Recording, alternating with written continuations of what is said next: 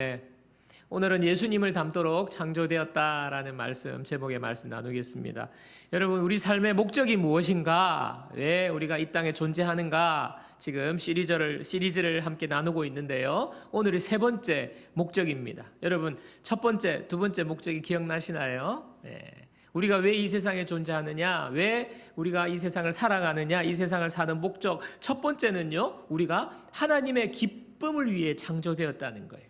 우리의 존재 자체는 하나님의 기쁨을 드리는 거예요. 그래서 예배자로 예배 드리는 삶을 살아야 한다고 말씀을 드렸습니다. 자, 두 번째는요, 우리는 하나님의 가족으로 태어났다. 우리는 가족이 되는 것이 우리 삶의 목적이라는 거예요. 그러면서 우리는 육신의 가족을 훨씬 더 넘어서는 영원한 하나님의 가족이 되었다라고 말씀을 드렸어요. 그래서 우리가 영원한 하나님의 가족이 되었기 때문에 우리는요, 함께 웃고 함께 울고 함께 하는 거예요. 그리고 끝까지 공동체를 떠나면 안 된다 그랬습니다. 공동체에 붙어 있어야 된다라는 말씀을 나누었어요. 오늘 이제 세 번째 목적입니다. 오늘 세 번째 목적은 우리는 예수님을 닮도록 창조되었다입니다. 자, 따라합니다. 우리는 예수님을 닮도록 창조되었다. 로마서 8장 29절 오늘 상반절 보면요, 하나님이 미리 아신 자들을 또한 그 아들의 형상을 본받게 하기 위하여 미리 정하셨다라고 말했습니다. 하나님께서 저와 여러분들을 택하신 목적이 있어요. 예수 믿게 하신 목적이 있어요. 그것은 뭐냐? 바로 그 아들의 형상, 예수님의 형상을 본받게 하기 위함이다 라고 분명하게 말하고 있어요.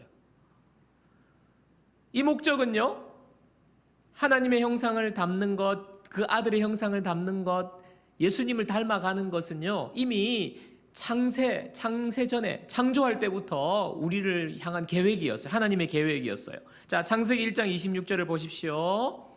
하나님이 이르시되 우리의 형상을 따라 우리의 모양대로 우리가 사람을 만들고, 하나님이 지금 이야기하는 거예요. 그들로 바다의 물고기와 하늘의 새와 가축과 온 땅과 땅에 기는 모든 것을 다스리게 하자 하시고, 하나님이 우리를 만드실 때 하나님 당신의 형상을 따라 만들자, 그리고 다스리게 하자, 이렇게 하고 우리를 만드셨다는 거예요. 여러분 보세요. 이 세상에는요, 우리 인간들보다 덩치도 엄청 크고 무시무시하고 힘이 센 동물들이 있죠. 뭐 사자, 뭐 호랑이, 코끼리, 이런 것들은요, 그냥 옆에 가기도 두렵잖아요. 그런데 보면요, 우리가 그 동물들을 다스려요. 사자나 코끼리가 우리보다 힘도 세고 등치도 커요. 그런데 그 동물들이 우리를 다스리지 못합니다. 왜냐하면 사람은요, 하나님의 형상대로 만들었고 하나님께서 다스리게 하도록 만드셨기 때문이에요. 그래서 동물들이 등치도 크고 그냥 뭐 힘도 세고 막 사납지만 그들이 우리 사람을 보면요, 하나님 같이 보이는 거예요. 너무 두려운 존재, 그냥 굴복할 수밖에 없는 그런 존재로 보이는 거예요. 왜? 하나님이 그렇게 만들어 줬기 때문에, 하나님의 형상이 우리 가운데 있기 때문입니다. 그래서 우리 인간은요, 하나님 형상으로 만들어졌기 때문에 존귀함이 있는 거예요. 가치가 있는 거예요. 그래서 왜 사람 차별하면 안 됩니까? 약한 자 괴롭히면 왜 안 됩니까? 하나님의 형상이 그 사람 가운데 있기 때문에. 이 하나님의 형상으로 지음받은 인간이 하나님께 범죄하게 됩니다. 하나님을 떠나게 됩니다. 그래서 하나님의 형상을 많이 잃어버려요. 일그러졌다고 합니다. 하나님의 형상을. 인간의 타락이지요. 타락한 인간을 하나님이 구원하시기 위해서 예수님을 보내주셨어요. 예수님께서 십자가에 죽으시고 우리의 죄를 다 용서해 주시고 우리를 오늘 하나님의 자녀로 택하셨다, 정하셨다. 바로 그게 구원받았다는 거잖아요. 저와 여러분들은 구원을 받았습니다. 여러분, 이 구원받은 의미가 뭡니까? 성경에 보면요, 여러 가지 구원의 의미를 설명하고 있어요. 뭐 죽어서 천국 가는 것, 그것도 구원의 의미고요. 또 지금 우리가 영생을 얻는 것, 참된 평안을 얻는 것, 뭐 그런 것도 구원의 의미 속에 포함되어 있는데, 오늘 보세요. 오늘 그 중에 구원의 의미 중에 중요한 의미가 있습니다. 요한복음 3장 3절입니다. 예수께서 대답하여 이르시되 진실로 진실로 내게 이르노니 사람이 거듭나지 아니하면 하나님의 나라를 볼 수 없느니라. 여러분, 예수님을 믿고 하나님을 믿는다는 것은요, 믿게 되면 외모가 확 바뀐다든지 아니면 갑자기 내가 살아가는 환경이 갑자기 바뀌는 것을 말하지 않습니다. 어떻게 보면 그대로예요. 예수 믿기 전, 어제 예수 믿기 전인데 오늘 내가 예수님을 믿었어요. 바뀐 건 없어요. 겉으로 볼 때는 바뀐 것이 없는데, 오늘 여기서 뭐라고 말합니까? 예수님은요, 사람이 어떻게 해요? 거듭나야 한다. 거듭나야 한다. 다시 태어나야 한다. 그래서 이 지금 그 부자가 물었잖아요. 니고데모가 물었잖아요. 그러면 어머니 뱃속에 다시 들어갔다가 다시 태어나야 됩니까? 예, 다시 태어난다는 것이 그렇게 물었죠. 여러분, 거듭나는 것은 무엇입니까? 우리의 육체가 거듭나는 것이 아니라 우리의 영혼이, 우리의 존재가 새롭게 태어난다는 거예요. born again 한다는 것입니다. 그래서 겉은 똑같아요. 환경은 변함이 없어요. 그런데 나라는 존재가, 내 영혼이 다시 하나님의 자녀로 태어났다는 것입니다. 이번 설날에 저희 어머니가 오셨어요. 같이 재미있는 시간을 보내고 있는데 갑자기 함께 다 모여 있는데 제가 어머니가 옆에 앉고 제가 소파에 앉아서 함께 대화를 나누는데 우리 아이들이 아빠! 야, 할머니랑 아빠랑 똑같이 생겼다는 거예요. 눈, 코, 입이 똑같다는 거예요. 특별히 할머니 눈썹을 빼다가 저 눈썹을 박았다는 거예요. 제가 항상 이 처진 눈썹이라고, 어떻게 그래 눈썹이 그렇게 처질 수가 있냐고, 그래서 뭐 모든 게 축축 처진 것 같다고 제가 그런 소리를 듣는데, 가만히 보니까 우리 어머님 때문이에요. 어머니 눈썹이 저하고 똑같아요. 그리고 또 아이들이 아빠랑 의준이랑 똑같이 생겼다는 거예요. 사람들이 볼 때도 그래요. 큰아들하고 똑같다는 거예요. 여러분, 어떻게 이렇게 똑같을 수가 있습니까? 닮을 수가 있습니까? 제가 아들로 태어났기 때문에, 제 아들이 제 아들로 태어났기 때문입니다. 여러분, 거듭난다, 다시 태어난다는 것이 바로 그 의미 속에는 무엇입니까? 우리가 그분의 자녀로 그분을 닮아간다는 거예요. 예수님을 닮아간다는 것입니다.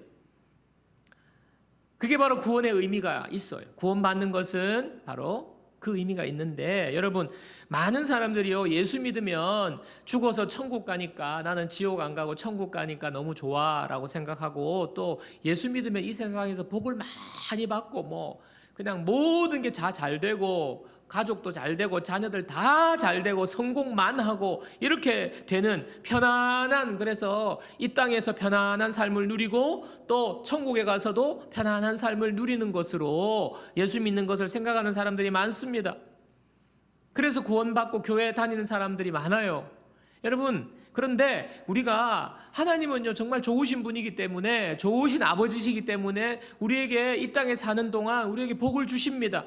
그런데 하나님이 그것만을 위해서, 그것을 위해서 과연 너희가 이 세상에서 편안하게 아무 문제 없이 그냥 모든 일 형통하기만 하고 잘 살게 하시려고 하나님이 우리를 구원해 주셨을까요? 그게 구원의 목적일까요, 여러분? 여러분, 그것은요 이방신들이 그렇게 해요. 그냥 우리가 그냥 돌 만들어 놓고 비는 거는 그냥 나는 무조건 이 세상에 그냥 잘 살고 싶어요. 그냥 뭐 아무런 문제 없이 병도 안 걸리고, 그거는요 우리가 만들어 놓은 그 신에게 하는 거예요. 하나님께서 우리를 정말 이 땅 가운데 편안하게 아무 문제도 없이 하는 일마다 잘 되고 편안하게 이 세상을 그렇게 살기를 하나님이 생각하셨다. 그래서 구원하셨다. 그렇다면요, 여러분 한번 생각해 보세요. 여러분, 우리가 사는 이 세상에는요 내가 아무 문제가 없어 되는 게 아니라 우리가 모든 환경과 상황의 지배를 받습니다. 여러분, 이 세상에 어떻게 이 세상이 아무 문제 없이, 여러분 우리가 코로나도 안 걸리고 어떻게 그렇게 살 수 있을까요? 살 수 없어요. 가장 완전한, 너무너무 살기 좋고 편안한 곳은 하나님이 예비해 두신 천국이에요. 이 세상과 비교할 수 없어요. 자, 그렇다면 우리를 하나님께서 나 믿으면 그냥 편안하게 아무 문제도 없이 살 수 있어, 그래서 내가 구원하는 거야 라고 하나님이 말씀하신다면, 그게 맞다면요, 우리를 구원하시자마자 하나님은 우리를 천국으로 보내시는 게 맞아요. 그렇죠. 천국에는요, 아픈 것도 없어요. 병드는 것도 없어요. 뭐 공부하는 게 뭐가 있습니까? 고생스럽게 일하는 게 뭐가 있어요? 가장 좋은 천국으로 하나님이 우리를 그냥 평안한 삶을 주시기를 원하신다면요, 구원하자마자 글로 보내시는 게 맞아요. 그런데 하나님은요, 바로 보내시지 아니하시고 우리를 이 땅에 두셨다고요. 왜 두셨을까요? 편안한 삶을 위한 것이 아닙니다. 이 세상에 할 일이 있기 때문이에요. 고린도후서 3장 18절 보십시오. 우리가 다 수건을 벗은 얼굴로 거울을 보는 것 같이 주의 영광을 보매 그와 같은 형상으로 변화하여 영광에서 영광에 이르니 곧 주의 영으로 말미암음이니라. 그와 같은 형상으로 변화하여. 잘 기억하세요. 요한일서 3장 2절.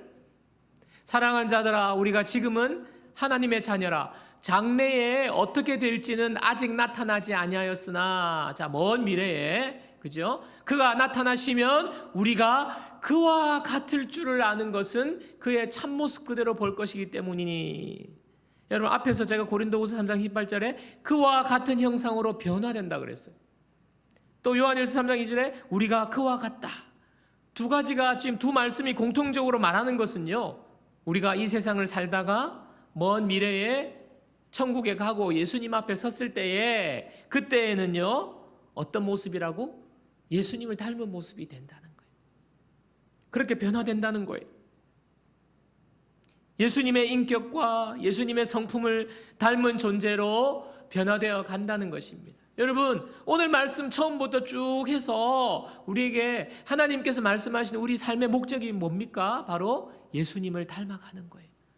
아들의 형상을 담도록 천국으로 바로 데려가지 아니하시고 이곳에 두신, 이곳에서 우리를 구원하신 구원의 중요한 목적이 바로 예수님을 닮아가는 거라는 거예요. 요즘 MZ세대라는 말을 종종 듣게 되는데요, 알고 보니까 이게 저는 신세대 뭐 이런 세대를 말하는 건 줄 알았는데 1980년대 초에 태어나고 2000년대 초반까지 요 20년간에 태어난 그 출생 세대를 말하더라고요. 밀레니얼 세대, 그리고 Z세대, 요거 두 개 합쳐가지고 MZ 세대입니다. 이 세대가 특징이 있대요. 뭐냐면 가장 큰 특징은요, 휴대폰, 디지털, 인터넷 환경에 굉장히 익숙해 있는 세대라는 거예요. 그리고 이들의 특징은요, 집단보다는 개인이 중요해요. 그래서 뭐 회사에서 회식한다 그래도 그냥 칼퇴근 바로 해버리고, 집단 눈치 보지 않습니다. 개인 중요합니다. 그리고 미래보다는 오늘이 중요해요. 내일이 중요한 게 아니라 오늘 중요합니다. 소유보다는 공유를, 상품보다는 경험을 중요시하는 이 세대를 MZ세대라고 합니다. 근데 여러분, 제가 가만히 생각해 보니까요, 무슨 세대 이때까지 많이 나왔는데, 제가 보니까 여러분, 그런 세대들이 갑자기 하늘에서 뚝 떨어진 것일까요? 어느 날 갑자기 그냥 이름을 붙였기 때문에 그런 것일까요? 그렇지 않습니다. 가만히 보면요, 그 세대의 주로, 특별히 MZ세대는요, 아까 그랬잖아요, 인터넷 환경, 그러니까 인터넷에 계속 노출이 빨리빨리 된 거죠. 노출이 되고, 그 다음에 문화적으로나 또래의 문화가 서로 공유를 하면서 여러분 그렇게 형성된 거예요. 요즘 아이들도 보세요. 요즘 아이들도 계속 게임 하는데 똑같은 게임 하지 않습니까?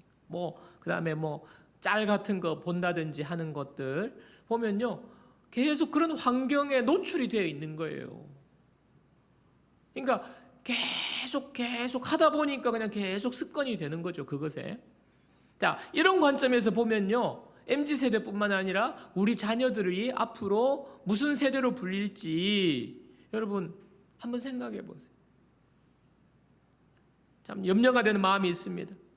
제가 하고 싶은 말이 무엇입니까? 우리는요, 무엇인가 누군가에 의해서 계속 무언가를 닮아가도록, 어떤 문화에 적응하도록 이렇게 영향을 받고 있다는 거예요. 여러분, 부모님이 아무리 잔소리를 해도 여러분 아이들에게 계속 말하는 존재가 있어요. 엄마 아빠보다 계속 말을 하는 존재가 있어요. 그게 바로 스마트폰이에요. 스마트폰이 계속 말해요. 여러분, 그렇지 않습니까?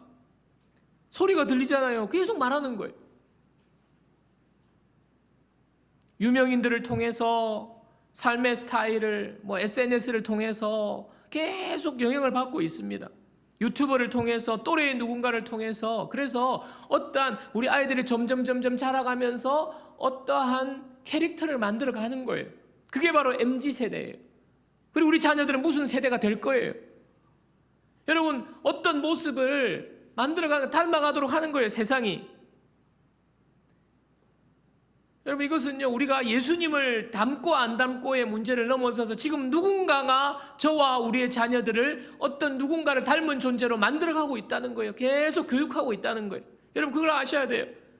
그래서 우리가요, 예수님 닮는 거 잊어버리고 가만히 있으면 그저 편안하고 이 땅 가운데 그냥 나는 그냥 예수님 닮는 거 모르겠고 그냥 재밌게 살고 편안하게 살면 된다라고 생각하면 그게 끝이 아니에요. 우리는요, 어떠한 존재로 만들어져 가고 있는 거예요. 닮아가고 있는 거예요. 근데 여러분, 그 삶은요, 정말 안타까운 거예요. 슬픈 거예요.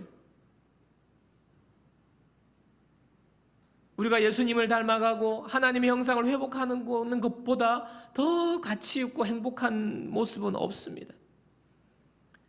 여러분, 우리가 꼭 기억하기를 바라요. 예수님께서 우리를 구원하시려고 십자가에 달려 돌아가신 것이 그저 너 편안하고 아무 문제 없이 그냥 안락한 삶을 살려고 주님께서 그렇게 십자가에서 고통당하시고 돌아가신 것이 아닙니다. 이 세상과 비교할 수 없는 정말 천국은 우리에게 준비되어 있어요. 여러분, 우리가 이 땅에서 사는 삶은요, 진짜 A4 용지 종이장 한 장 같다면 여러분, 우리가 천국에서 사는 삶은요, 이 우주보다 더 넓어요. 그 시간이. 우리가요, 이것이 전부인 것처럼 이렇게 살면 안 돼요.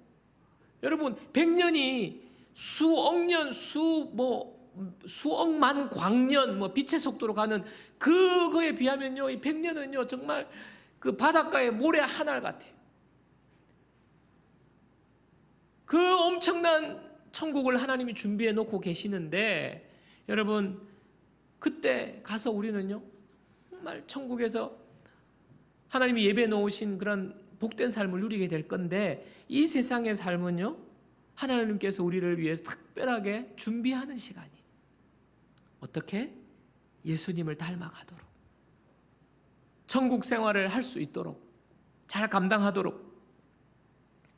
여러분, 이 세상은요, 영원한 것도 아니에요. 평안하게 사는 천국이 아닙니다. 이 세상은요, 우리가 사명을 위해서 사는 곳이에요. 그 사명이 바로 하나님의 위대한 목적, 예수님을 닮아가는 그 시간으로 하나님께 우리에게 주신 거예요. 자, 그렇다면 오늘 우리가 어떻게 예수님을 닮아갈 수 있는지 두 가지로 살펴보기를 원합니다. 첫 번째는요, 말씀이 예수님을 닮도록 변화시킨다는 것입니다. 여러분, 하나님의 말씀, 이 하나님의 성경책은요, 여러분, 세상의 책이나 글이나 사람의 말과 다르다는 것을 여러분 아셔야 돼요. 종이에 지금 인쇄가 되어 있지만 이 말씀은 세상의 글과 말과 차원이 다릅니다. 하나님은요, 말씀으로 천지를 창조하셨어요. 그리고 하나님의 말씀은요, 생명이고 능력이 있어요. 디모데후서 3장 16절 보십시오.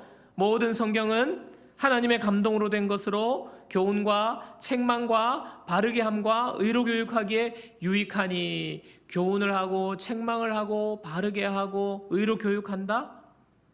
베드로전서 2장 2절도 보십시오. 갓난 아이들 같이 순전하고 신령한 젖을 사모하라. 이는 그로 말미암아 너희로 구원에 이르도록 자라게 하려 함이라. 말씀, 두 구절의 말씀에 뭐라고 말하고 있습니까? 말씀이 교훈을 한대요, 책망을 한대요, 바르게 한대요, 의로 교육한대요, 또 인격을 형성하는 것 아닙니까? 자라게 하는 것 아닙니까? 성숙하게 자란다는 말씀 아닙니까? 여러분, 말씀에는요 놀라운 능력이 있어요. 말씀을 들을 때에 말씀이 우리의 마음을 변화시키는, 우리의 마음이 변하면 우리의 삶이 변화되는 거예요. 그런데 이 말씀이 이런같이 놀라운 생명력 있고 능력 있는 말씀의 역사가 일어나려면 여러분, 사람들마다 다 달라요. 왜 다를까요? 사람들마다 말씀을 대하는 태도가 다르기 때문에 그래요. 말씀을 대하는 태도가 다르기 때문에 그래요. 우리가 해야 되는 일이 있습니다. 많은 사람들이 살아가면서 어떤 결정을 할 때에 모두가 그렇게, 남들도 그렇게 한다고 말하면서 결정하죠. 여러분, 그런 말 하죠. 남들 다 그렇게 하는데, 우리 자녀들 그러잖아요. 엄마, 아빠 다 그래. 그냥 자기도 그렇게 하겠다는 거예요. 다 남들이 그렇게 한다고. 여러분, 이게 뭡니까? 문화가 그렇다는 거예요. 문화에 따라서 결정을 하죠. 또 어떻게 결정합니까? 항상 그렇게 해왔는데 왜 그러냐고. 전통이에요, 전통. 예전에 해오던 그대로. 또 무엇입니까? 그게 논리적이니까 그게 맞지, 이성적으로 이제 결정하는 거죠. 또 그게 옳은 것 같아. 그냥 내 감정이 그게 맞는 것 같아. 내가 지금 기분이 너무 좋아. 그 사람을 보면 나는 기분이 좋아. 결혼할 거야. 뭐 이렇게 되는 거죠. 감정에 따라서, 문화나 전통이나 이성이나 감정에 따라서 우리가 결정하며 사는데요. 여러분, 예수님을 믿고 교회 다니는데, 여러분, 우리 예수 믿는 사람들 중에도 그 네 가지를 따라서 결정하는 사람이 많습니다. 여러분, 그렇게 살면요 하나님의 말씀이 역사하지 않아요. 하나님의 말씀이 교훈한다 그랬잖아요. 하나님의 교훈을 들어야 되는 거예요. 책망할 때 돌이켜야 되는 거예요. 아무리 전통이 그렇고 문화가 그렇고 이성적으로 그렇고 감정이 그래도 말씀을 적용하는 것은요, 그 모든 것들 위에 하나님의 말씀의 권위를 가장 첫 번째로 두는 거예요. 그게 하나님의 말씀의 역사가 일어나느냐 안 일어나느냐 그 차이예요. 그래서 여러분, 성경을요 최종 권위자로 선택해야 되는 거예요. 무슨 일을 결정할 때에 성경이 뭐라고 말씀하시지? 성경에는 뭐라고 말씀하시지? 여기에 질문을 하는 것입니다. 또 말씀을 묵상할 때, 말씀이 말할 때에 내가 마음이 이해가 안 되고, 이성적으로 이해가 안 되고, 논리적으로 맞지 않고, 감정적으로 이건 좀 불편하고 내가 하기 싫어도, 여러분, 하나님께서 말씀하시면 그 말씀에 순종하기를 결정하는 거예요. 여러분요, 무언가에 의해서 우리는요 결정을 하게 돼 있어요. 그랬죠. 문화, 전통, 이성, 감정. 여러분의 감정이 정말 하나님입니까? 아니잖아요. 우리 감정은요 하루아침에도 12번도 더 바뀌는 게 우리의 감정이에요. 그런데 감정을 따라 결정한다니까요.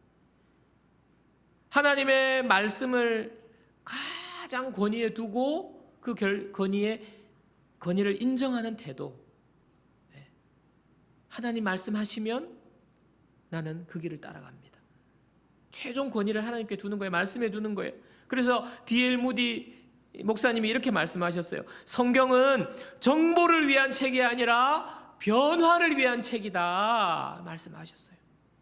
여러분, 성경은요 우리에게 지식을 주고 정보를 주는 책이 아니라는 거잖아요. 우리를 변화시킨, 우리의 삶에 놀라운 일이 일어나게 하는 책이 바로 성경입니다. 여러분, 그렇기 때문에 여러분, 우리는요 먼저 성경의 권위를 인정해야 돼요. 하나님의 말씀은 나를 변화시킨다. 하나님의 말씀은 생명이다, 역사한다. 이런 우리가 권위를 인정해야 돼요. 그리고 읽어야 돼요. 묵상해야 됩니다. 연구하고 적용까지 나아가야 되는 거예요. 그래야 우리가요 말씀의 역사를 경험할 수 있어요. 여러분, 스마트폰이나 TV를 하루에 몇 시간 보십니까? 스마트폰이나 TV는 몇 시간씩 보면서 성경은 몇 분도 읽지 않는 사람, 그러면서 나 뭐 교회 다녀봤더니 나는 뭐 아무런 변화도 안 일어나고 뭐 예수 믿는 게 뭐 별거 없고 교회 다니는 게 아무것도 나에게 유익이 없고 하나도 좋은 거 없다. 여러분, 이렇게 말하는 것은요 여러분 말이 안 맞는 거예요. 말씀을 몇 분도 읽지 않고 하루 종일 계속 스마트폰 보고 뭐 TV 보고 이러면 여러분, 어떻게 우리 삶에 그게 말씀이 역사하기를 기대하는 것이 어부성설 아닙니까? 사랑하는 여러분, 성장하고 변화하고 말씀에 나와 있는 기적들이 일어나고 생명의 역사들이 나타나기를 원하십니까? 그렇다면 여러분요, 성경을 가까이 하십시오. 말씀의 권위를 인정하고 말씀의 권위를 인정하면서 적용하십시오. 순종하십시오. 그렇게 역사할 때에 우리에게 놀라운 일이 일어나는 거예요. 예수님을 닮아가고 우리의 삶에 정말 주님이 예비하신 놀라운 은혜와 축복들이 우리에게 경험될 줄 믿습니다. 자, 두 번째는요, 상황을 통해 예수님을 닮도록 변화시키신다는 것입니다. 상황을 통해서 예수님을 닮도록 변화시켜 주십니다. 말씀이 우리를 변화시키고요, 예수님 닮게 만들고, 두 번째 상황이에요. 상황. 하나님께서는요, 상황을 이용해서 우리를 예수님을 닮도록 만듭니다. 여러분 한번 생각해 보십시오. 우리가 신앙생활 하면서 우리가 조금 더 성숙해지고 변화가 일어날 때는 언제인가요? 여러 가지가 있을 수 있겠지만은 굉장히 어려운 일을 당할 때입니다. 여러분 평소에 평안할 때는요, 우리가 참 이게 평안하면 더 편안하기를 원한다고요. 평안할 때는요, 주님 앞에 잘 안 나와요. 예배 시간에도 잘 안 나오고요. 예배도 심심하면 빠지고요. 그런데 어려운 일이 만나면, 고난을 지날 때에는 여러분 예배에 그렇게 나와요. 기도할 때 기도가 달라요. 간절해져요. 상황이 우리를 변화시킵니다. 문제들이 우리로 하여금요, 하나님을 바라보게 만들어요. 하나님을 의지하게 만듭니다. 하나님께서 이 문제들, 이 상황들을 사용하신다는 거예요. 여러분 오늘 본문 앞에는요, 우리가 잘 알고 많은 사람들이 좋아하는 말씀이 있습니다. 로마서 8장 28절이죠. 로마서 8장 28절. 자, 우리 함께 이 말씀을 함께 읽습니다. 다 같이요. 우리가 알거니와 하나님을 사랑하는 자 곧 그의 뜻대로 부르심을 입은 자들에게는 모든 것이 합력하여 선을 이루느니라. 여러분 좋아하는 말씀이죠. 모든 것이 합력하여 선을 이룬대요. 그런데 모든 것이 무엇입니까? 모든 것이 무엇이냐고요? 좋은 일, 안 좋은 일, 기쁜 일, 슬픈 일, 모든 일이에요. 그야말로 모든 일, 모든 것, 모든 사람, 좋은 일만 있는 것이 아니라는 것을 전제하고 있잖아요. 여러분 우리가 살면서 우리에게는요, 많은 일들이 일어납니다. 실수하기도 하고, 실수 때문에 어려움을 겪기도 하고요, 죄 때문에 고통을 받기도 하고요, 상처가 생기기도 하고요, 질병 때문에 몸이 힘들 수도 있고요, 경제적인 어려움을 겪을 수도 있고요, 가정 문제나 죽음의 문제까지 우리에게는요, 수많은 일들이 일어나요. 근데 나쁘고 안 좋은 일은 힘든 일이에요. 여러분 나쁘고 안 좋은 일 좋아하는 사람 아무도 없어요. 그러나 우리에게는 그런 일들이 일어납니다. 이 세상에서는 일어납니다. 그런데 오늘 말씀을 통해서 우리가 알 수 있는 게 뭐예요? 하나님께서 그 모든 일들, 내가 경제적으로 힘든 일, 내가 관계에서 상처를 받는 일, 내가 병이 들고 육체의 고통을 겪는 그 모든 일을 통하여서 모든 것이 합력하여서 선을 이루게 하신다는 거예요. 악한 결과에 도달하지 않게 하시고 우리를 멸망하게 하지 않고, 하나님께서는요, 이 우리가 겪는 모든 힘든 일을 통하여서도 하나님은 선한 결론을 만들어내시는 분이라는 것입니다. 사랑하는 여러분 지금 힘든 일을 겪고 있습니까? 어려운 일을 당하였습니까? 육체적으로 지금 고통스럽습니까? 그러나 여러분 하나님께서 그 일들을 통하여서요, 합력하여 선을 이루어 주실 거예요. 우리가 믿는 하나님은 바로 선을 이루시는 하나님이세요. 이 사실을 아는 것만으로도 우리는요, 이 고난을 견딜 수 있어요. 힘을 낼 수 있어요. 왜냐하면 우리의 결론은요, 하나님의 선이기 때문에. 기승전선. 절망하거나 낙심하지 마세요. 우리의 하나님은요, 모든 것을 선으로 바꾸어 주실 것입니다. 그 말씀에 이어서 나오는 말씀이 오늘 39절의 말씀, 29절의 말씀이잖아요. 하나님이 미리 정하신 자들로 또한 그 아들의 형상을 본받게 하기 위하여 미리 정하셨으니, 여기 미리 정하셨으니를 보세요. 미리 정하셨대요. 연결해서 보면요, 아들의 형상을 본받기 위해서 우리를 미리 정했다라는 의미도 그 29절 말씀만을 보면요, 그렇게 해석이 될 수도 있지만 28절과 연결해서 보면요, 우리를 예수님을 닮아가도록 미리 정하신 것도 있지만 그 앞에 모든 것이 합력하여 선을 이루게 만드는 이 상황도 하나님께서 미리 정하셨다는 것을 알 수 있어요. 여러분, 우리에게 일어나는 모든 일들은요, 하나님께서 합력하여 선을 이루도록 하나님의 손 안에 있습니다. 하나님의 통제 밖으로 벗어나는 일이 하나도 없다는 거예요. 이게 어떻게 될지 나는 모르지만 하나님은 알고 계세요. 그리고 하나님은 그 모든 것을요, 선으로 바꾸어 주셔요. 그리고 이 일들은 뭐예요? 우리가 예수님을 닮도록 그 일조차도 정해 놓으셨다는 거예요. 여러분, 상황을 통해서 우리를 변화시킨다는 말씀을 이렇게 이해하셔야 돼요. 여러분, 우리가 당하는, 저와 여러분들 당하는 모든 일의 뒤에는요, 목적이 있어요. 하나님의 목적이 있어요. 그냥 우연히 일어나는 일 하나도 없어요. 하나님의 목적이 그 일 뒤에 있습니다. 하나님이 그 문제들을 사용하시기 원하시는 거예요. 그 문제들을 사용하셔서 어떻게든 우리를 예수님을 닮도록 한 다음에 선을 이루게 하시는 거예요. 여러분, 성령의 열매 아시지요? 갈라디아 5장 22, 23절 우리 성령의 열매 보겠습니다. 오직 성령의 열매는 사랑과 희락과 화평과 오래 참음과 자비와 양선과 충성과 온유와 절제니 이 같은 것을 금지할 법이 없느니라. 성령의 열매 9가지. 사랑, 희락, 화평, 오래 참음, 자비, 양선, 충성, 온유, 절제 9가지는요, 성품을 말하는 거예요. 사랑의 성품, 기쁨의 성품, 우리 존재 자체에 나타나는 성품을 말하는 건데, 이 성품을요, 완벽하게 갖추신 분이 계세요. 바로 예수님이세요. 그래서 우리가 이 성령의 열매를 맺는다는 것은요, 예수님을 닮아간다는 거예요. 하나님께서 우리에게 이 성령의 열매를 맺게 하시는 거예요. 예수님을 닮아가게 하는 거죠. 근데 여러분, 이 성령의 열매는 우리가 가만히 있는다고 해서 저절로 맺혀지는 것이 아니라 하나님께서 이 성령의 열매를 맺을 수 있도록 우리에게 문제를 던지시고 우리에게 상황을 주셔서 정반대의 상황 가운데로 우리를 내모시는 거예요. 상황을 사용하시는 거예요. 여러분, 예를 들어 보겠습니다. 여러분, 우리 주위에 보면요, 꼭 꼴보기 싫은 사람이 있어요. 여러분, 꼴보기 싫은 사람이 있잖아요. 우리 반에, 우리 모임에 꼭 꼴보기 싫은 사람이 있어요. 우리 공동체에도 여러분 중에 혹시 내가 막 사랑이 안 되는, 도무지 그냥 주일날 교회 올 때마다 힘드는 그런 존재가 있어요. 싫은 사람이 있어요. 저 사람만 없으면 너무너무 우리 공동체는 완벽한데, 우리 조는 완벽한데, 우리 모임은 완벽한데, 우리 취미 그룹에 저 사람만 없으면 그냥 너무너무 퍼펙트한데, 여러분, 그런 사람이 꼭 있어요. 여러분, 하나님께서 그 상황 가운데 여러분을 두게 하십니다. 왜? 사랑할 수 없는 사람, 꼴보기 싫은 사람. 여러분, 가만히 보세요. 우리가 너무너무 사랑스럽고 사랑할 만하고 우리를 또 사랑해주는 사람을 사랑하는 것은요, 그것은요, 성품이 아니에요. 사랑의 성품이 아니에요. 그거는요, 그냥요, 반응할 수 있는 거예요. 너무너무 사랑스러운 사람, 나를 사랑해주는 사람, 그거는요, 사랑의 성품이 아니에요. 내가 사랑하는 것은.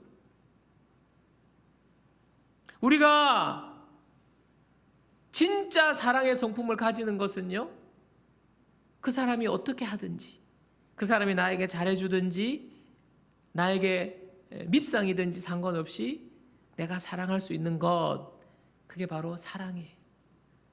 여러분, 아내가 사랑스러울 때도 있지만 아내나 자식들이 사랑스럽지 못할 때에 사랑하는 것이 진짜 남편으로서, 아버지로서 나에게 있는 사랑의 성품이에요.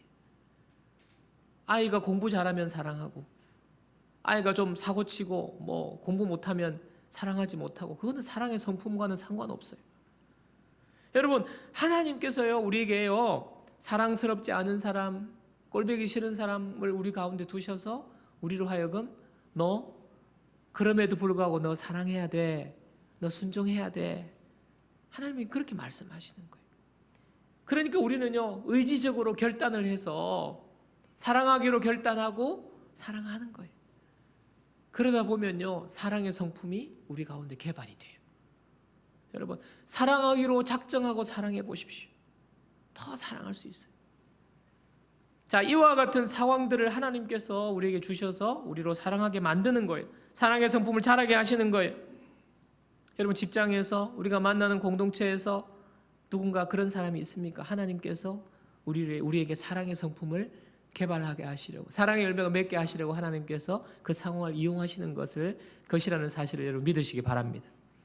여러분, 우리가 계획대로 일이 잘 안 되거나요, 혼란스러운 일을 만나거나 당황스러운 일을 만날 수 있어요. 갑자기 회사에 문제가 생길 수 있어요. 내 사업차에 문제가 생길 수 있어요. 당황스러운 일을 만지할 때가 있습니다.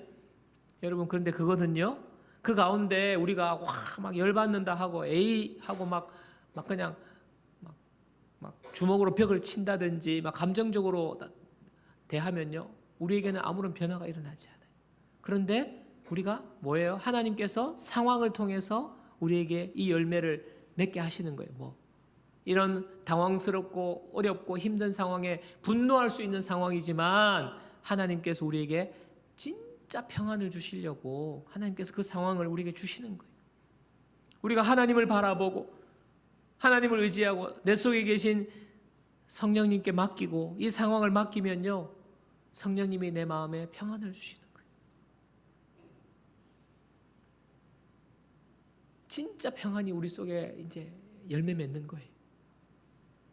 아무리 상황이 힘들어도 여러분, 상황에 따라서 우리 감정이 조금 좋아하면 좋았다가 막 조금 문제가 생기면 막 확 분노가 치밀고, 여러분, 그 삶이 하나님이 원하시는 게 아니에요. 하나님은 늘 평안 가운데, 폭풍이 몰아치는 삶 가운데서도 평안을 누리도록 우리에게 평안의 열매를 맺게 하시는 분. 그 상황을 통해서 하나님께서 맺게 하십니다.